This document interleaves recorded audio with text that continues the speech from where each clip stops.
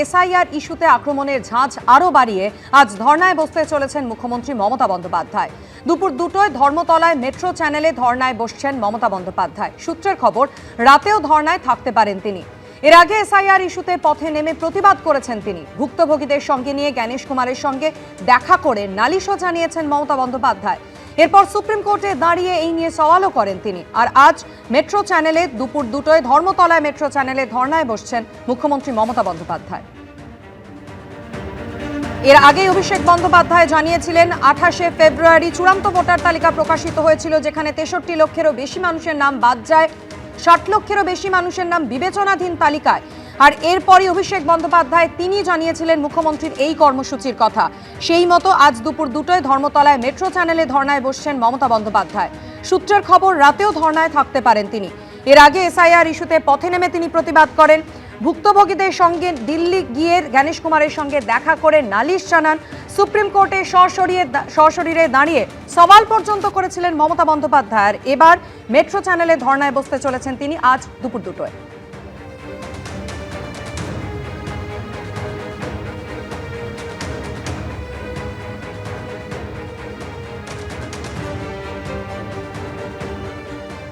আঠাশে ফেব্রুয়ারি অর্থাৎ গত শনিবার চূড়ান্ত ভোটার তালিকা প্রকাশ করেছে নির্বাচন কমিশন, যেখানে 63,66,952 জনের নাম ভোটার তালিকা থেকে বাদ পড়েছে এবং 60,06,675 জনের নাম এখনো বিবেচনাধীন।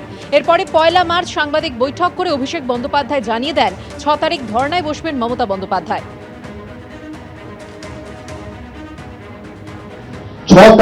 আগামী 6 তারিখ মেট্রো চ্যানেলে এসপ্ল্যানেড ইস্ট যেখানে মমতা বন্দ্যোপাধ্যায় অনশন করেছিলেন, সেই একই জায়গায়, এবং পরবর্তী দলের কর্মসূচি 6 তারিখ সেখান থেকে মমতা বন্দ্যোপাধ্যায় নিজে ঘোষণা করবেন।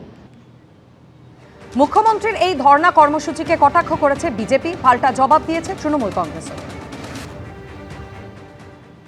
মমতা বন্দ্যোপাধ্যায় প্র্যাকটিস করছেন, কারণ এরপরে উনি বিরোধী দলনেত্রী হয়ে যাবেন, তখন ওনাকে ধর্নাতে বসতে হবে বিজেপির মুখ্যমন্ত্রীর বিরুদ্ধে, তাই এখন থেকে প্র্যাকটিস করছেন। সারের প্রক্রিয়ার বিরুদ্ধে যে উনি এই আন্দোলনগুলো করছেন, তাতে সেটা তো খালি দলের মানুষকে ঢুকিয়ে দিন এ কথা বলছেন না।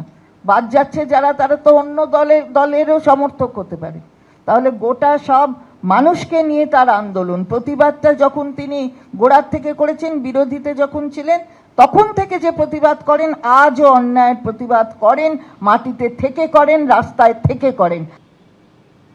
তবে মেট্রো চ্যানেলে মুখ্যমন্ত্রী মমতা বন্দ্যোপাধ্যায়ের ধর্ণা অবস্থা নতুন নয়। তিনি যখন বিরোধী নেত্রী ছিলেন তখন সিঙ্গুরে জমি অধিগ্রহণের প্রতিবাদে এই মেট্রো চ্যানেলেই অনশনে বসেছিলেন তিনি। মুখ্যমন্ত্রী হওয়ার পর 2019 সালেও মেট্রো চ্যানেলে ধর্ণায় বসেছিলেন মমতা বন্দ্যোপাধ্যায়। সারদা মামলায় পুলিশ কমিশনার রাজীব কুমারের বাড়িতে সিবিআই হানার প্রতিবাদে চলে ধর্ণা। এবার এসআইআর চক্রান্ত করে বৈধ ভোটারদের নাম বাদের প্রতিবাদে সেই মেট্রো চ্যানেলেই ধর্ণা। তৃণমূল সূত্রে খবর, এখান থেকেই পরবর্তী কর্মসূচি ঘোষণা করবেন তিনি। তবে এই ধর্ণা কতদিন চলবে সে বিষয়ে স্পষ্ট করে কিছু জানানো হয়নি।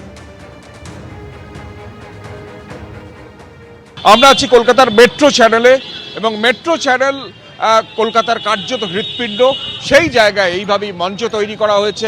মূল মঞ্চ যেখানে মমতা বন্দ্যোপাধ্যায় ধর্ণায় বসবেন, সেই মঞ্চ এভাবেই 3 রঙে চাঁদোয়া দিয়ে সেজে উঠেছে এবং সেই মঞ্চ তৈরির কাজ চলছে। মঞ্চের দুদিকে একটা বড় পরিসর ফাঁকা রাখা হয়েছে, যেটা নেতা মন্ত্রী যারা আসবেন সেখানে তাদের বসার জায়গা হবে, এবং তার পাশে অর্থাৎ মেট্রো চ্যানেলের একদিকটা সাধারণ মানুষ, দলের কর্মী সমর্থক, তারা এসে জড়ো হবেন।